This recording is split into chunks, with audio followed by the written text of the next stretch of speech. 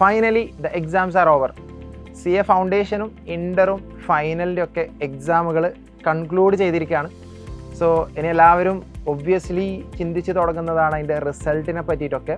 പക്ഷേ ഈ ഒരു ടൈമിനുള്ള കുറച്ച് കാര്യങ്ങളുമായിട്ട് ബന്ധപ്പെട്ടിട്ട് CA ഫൗണ്ടേഷനിലുള്ള കുട്ടികളും ഇൻ്റർമീഡിയറ്റിലുള്ള കുട്ടികളും എങ്ങനെ വരാനിരിക്കുന്ന ദിവസങ്ങൾ പ്ലാൻ ചെയ്യണമെന്ന് ഉദ്ദേശിച്ചിട്ടാണ് ഈ ഒരു വീഡിയോ ചെയ്തിട്ടുള്ളത്. സോ ഫസ്റ്റ് ഓഫ് ഓൾ, നമ്മുടെ ഒരു എക്സാം എഴുതി കഴിഞ്ഞതിന് ശേഷം ആ ഒരു എക്സാമിനെ പറ്റി എങ്ങനെ ചിന്തിച്ചു കഴിഞ്ഞാലും നമുക്ക് യാതൊരു ബെനിഫിറ്റും ഇല്ല.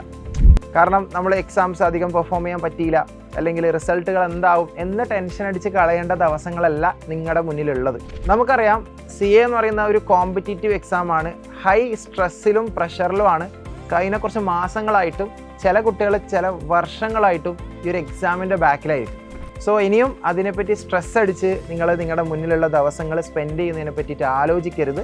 നല്ലൊരു ബ്രേക്ക് എടുക്കുക, നല്ലൊരു റെസ്റ്റ് എടുക്കുക. നിങ്ങൾ എന്തൊക്കെ കാര്യങ്ങൾ ചെയ്ത് തീർക്കണമെന്ന് നിങ്ങൾക്ക് എപ്പോഴും നിങ്ങൾ ഡ്രീം ചെയ്യാറുണ്ടോ അതൊക്കെ ചെയ്യാനുള്ളൊരു സമയമായിട്ട് ഇതിനെ കാണുക.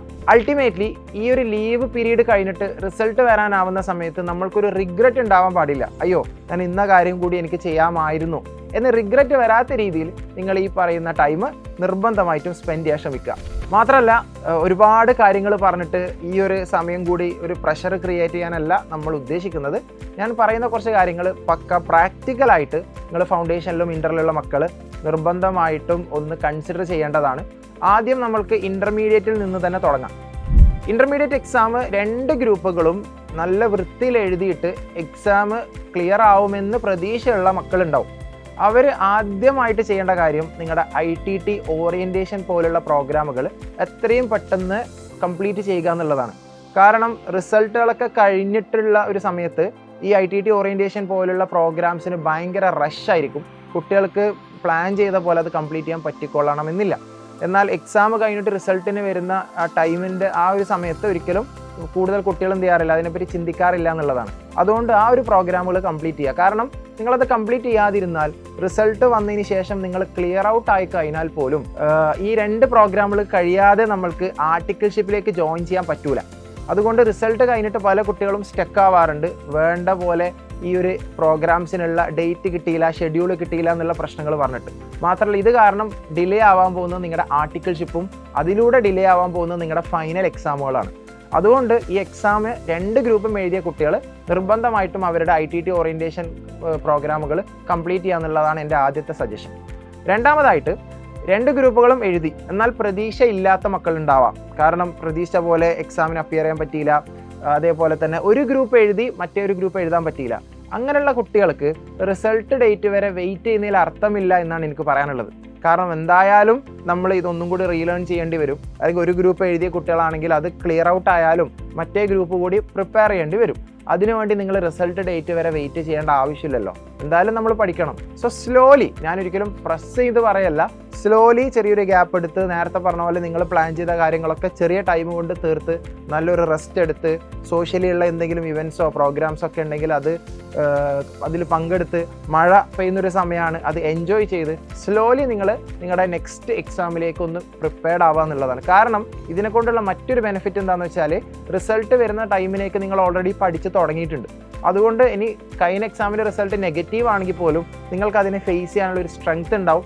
അടുത്ത ഒരു എക്സാമിന് വേണ്ടിയിട്ട് കൂടുതൽ എഫേർട്ട് ഇടാനും അല്ലെങ്കിൽ നിങ്ങൾ ആ കൺസിസ്റ്റൻസി നിങ്ങൾക്ക് മെയിൻറ്റെയിൻ ചെയ്യാനും പറ്റും. അതുകൊണ്ട് ഈ 2 ഗ്രൂപ്പുകളും നല്ല രീതിയിൽ എഴുതാത്ത കുട്ടികളോ ഒരു ഗ്രൂപ്പ് മാത്രം എഴുതിയ കുട്ടികളോ, ഇനി അതേ കാര്യം ഫൗണ്ടേഷനിലും ആപ്ലിക്കബിൾ ആണ് കേട്ടോ. കാരണം 4 പേപ്പറുള്ള ഫൗണ്ടേഷൻ എക്സാമിൽ 1-2 എക്സാമിന് വിചാരിച്ച പോലെ പെർഫോം ചെയ്യാൻ പറ്റാത്ത കുട്ടികൾ ഉണ്ടായിട്ടുണ്ടാവാം. അവർ ചെയ്യേണ്ട കാര്യം, ഇപ്പോൾ എസ്പെഷ്യലി മാത്സിൻ്റെയും എക്കണോമിക്സിൻ്റെ ഒക്കെ മാർക്കുകൾ നമുക്ക് എന്ത് ചെയ്യാൻ പറ്റും, പ്രെഡിക്റ്റ് ചെയ്യാൻ പറ്റും. കാരണം ക്വസ്റ്റ്യൻ പേപ്പർ നിങ്ങളുടെ കയ്യിലുണ്ടല്ലോ. അപ്പോൾ അത് വെച്ചിട്ട് നിങ്ങൾ നിങ്ങളുടെ മാർക്സ് ഒന്ന് കൗണ്ട് ചെയ്ത് നോക്കുക. 40ൻ്റെ അപ്പുറത്തേക്ക് അല്ലെങ്കിൽ 40ൻ്റെ താഴേക്കാണ് മാർക്സ് വരുന്നത് എങ്കിൽ എന്തായാലും നമ്മളത് പഠിക്കേണ്ടി വരും. സോ സ്ലോലി, ഇനി അക്കൗണ്ട്സ് ആണെങ്കിലും ലോ ആണെങ്കിലും ഡിസ്ക്രിപ്റ്റീവ് ആണ്, നിങ്ങൾ പ്രതീക്ഷിച്ച പോലെ നിങ്ങൾക്ക് മാർക്ക് സ്കോർ ചെയ്യാൻ പറ്റൂല എന്ന് നിങ്ങൾക്ക് തോന്നുന്നുണ്ടെങ്കിൽ സ്ലോലി നിങ്ങൾ എന്ത് ചെയ്യുക, ഏതെങ്കിലും ഒരു സബ്ജക്റ്റ് വെച്ചിട്ട് സൈഡിലൂടെ ഒന്ന് തുടങ്ങി വെക്കുക. കാരണം എന്തായാലും റിസൾട്ട് വന്ന് നമുക്കത് കിട്ടിയിട്ടില്ല എന്നുണ്ടെങ്കിൽ ആ ഒരു ഹാർട്ട് ബ്രേക്ക് നമുക്ക് ഒഴിവാക്കാനും നമ്മുടെ പ്രിപ്പറേഷൻസ് ഒന്നും കൂടി സ്മൂത്ത് ആക്കാനൊക്കെ നമുക്ക് പറ്റുന്നതാണ്. ഇനി ഇതൊന്നും ഫോളോ ചെയ്യാൻ പറ്റാണ്ട് എനിക്ക് നല്ല രീതിയിൽ റെസ്റ്റ് എടുക്കണം, മെൻ്റലി എനിക്കൊന്നും കൂടി റിജുവനേറ്റ് ആവണം, ഒന്നുകൂടി ബാക്ക് ടു എൻ്റെ പ്രൊഡക്റ്റീവായിട്ടുള്ള ക്രിയേറ്റീവ് തിങ്കിങ്ങിലേക്ക് പോകണം എന്നുള്ള കുട്ടികളാണെങ്കിൽ ഒന്നും ചെയ്യേണ്ടതില്ല. നിങ്ങൾ നന്നായിട്ട് റെസ്റ്റ് എടുക്കുക. നിങ്ങൾ എന്തെങ്കിലും ഒരു സ്കില്ലോ അല്ലെങ്കിൽ നിങ്ങൾ എന്തെങ്കിലും ഒരു ആർട്ടിലോ ഒക്കെ ഇൻട്രസ്റ്റഡ് ആയ ആൾക്കാരാണെന്നുണ്ടെങ്കിലോ അല്ലെങ്കിൽ യൂട്യൂബിലോ ഇൻസ്റ്റാഗ്രാമിലോ അല്ലെങ്കിൽ ഏതെങ്കിലും സോഷ്യൽ മീഡിയാസിലുള്ള എന്തെങ്കിലും ഇൻഫർമേഷനിലൂടെ കിട്ടുന്ന അല്ലെങ്കിൽ ഇൻഫോർമേറ്റീവ് വീഡിയോസിലൂടെ കിട്ടുന്ന ഒരു നോളേജ് ഒക്കെയാണ് നിങ്ങൾ ഉദ്ദേശിക്കുന്നതെങ്കിൽ അങ്ങനെ ആയാലും മതി. ഇവിടെ പ്രൊഡക്റ്റീവ് അൺപ്രൊഡക്റ്റീവ് എന്നുള്ളതിനെ പറ്റിയിട്ടൊന്നും നിങ്ങൾ ആലോചിക്കേണ്ട. നല്ല റെസ്റ്റ് എടുക്കുക, നിങ്ങളുടെ ഫാമിലീൻ്റെ കൂടെ ടൈം സ്പെൻഡ് ചെയ്യുക, നിങ്ങളുടെ ഫ്രണ്ട്സിൻ്റെ കൂടെ ടൈം സ്പെൻഡ് ചെയ്യുക, ട്രിപ്പ് കാര്യങ്ങളൊക്കെ പ്ലാൻ ചെയ്യുമ്പോൾ വെതറൊക്കെ നോക്കിയിട്ട് പ്ലാൻ ചെയ്യുക. സോ ഇതൊക്കെയാണ് നിങ്ങൾക്ക് വരാനിരിക്കുന്ന ഒരു 1.5 മാസം. റഫ്ലി ഒരു 40 days ആണ് നമുക്ക് കിട്ടാറ്. അപ്പോൾ ഏകദേശം നമ്മളൊരു എക്സ്പെക്റ്റഡ് റിസൾട്ട് ഡേറ്റ് എന്നൊക്കെ പറയുന്നത് മേ ബി ജൂലൈ ഫസ്റ്റ് വീക്കിലാവാം. സോ ആ ടൈം വരെ നിങ്ങൾ ഒരു ജൂൺ മാസം എന്നൊക്കെ പറഞ്ഞാൽ നിങ്ങൾക്ക് മറ്റ് എക്സാമുകളും കമ്മിറ്റ്മെൻറ്റ്സും മറ്റ് പ്രിപ്പറേഷനും ഒന്നും ഇല്ലാത്തൊരു മാസമായിരിക്കും. സോ നല്ല അടിപൊളിയായിട്ട് തന്നെ നല്ല റിലാക്സ്ഡ് ആയിട്ട് ചില്ലായിട്ട് ഈ ഒരു ടൈം നിങ്ങൾ സ്പെൻഡ് ചെയ്യുക. ഇനി ഏതെങ്കിലും എക്സാമിന് അത്ര നല്ല രീതിയിൽ പെർഫോം ചെയ്യാൻ പറ്റാത്ത നേരത്തെ പറഞ്ഞ പോലത്തെ കുട്ടികളാണെന്നുണ്ടെങ്കിൽ നിങ്ങളതിനെ മെച്യൂറായിട്ട് കൺസിഡർ ചെയ്തിട്ട് നല്ല വൃത്തിയിൽ സ്ലോലി നിങ്ങളുടെ പ്രിപ്പറേഷൻസ് ഒന്നുകൂടി റീസ്റ്റാർട്ട് ചെയ്യുക. പിന്നെ മറ്റ് കോമ്പറ്റേറ്റീവ് കോഴ്സിൽ നിന്നും ഇൻസ്റ്റിറ്റ്യൂട്ട് ഓഫ് ചാർട്ടേഡ് അക്കൗണ്ടൻസി നടത്തുന്ന ചാർട്ടേഡ് അക്കൗണ്ടൻസിയെ ഡിസ്റ്റിങ്വിഷ് ചെയ്യുന്ന ഏറ്റവും ഇമ്പോർട്ടൻറ്റ് കാര്യമാണ് റെഗുലർലി നടക്കുന്ന എക്സാംസ്. അതായത് 4 മാസം കൂടുമ്പോൾ എക്സാം കണ്ടക്ട് ആവും. ഒരു റിസൾട്ട് കഴിഞ്ഞാൽ ഏകദേശം ഒരു 2 months തന്നെ അടുത്തൊരു എക്സാം വരും. സോ നിങ്ങൾ ഒരിക്കലും ഇതിനെ ഒരു ഡെസ്റ്റിനേഷൻ ആയിട്ട് കാണരുത്. Whether the result is positive or negative, it's only part of your journey. So plan well. Definitely it's the time to relax, rejuvenate or sometimes restart. All the very best.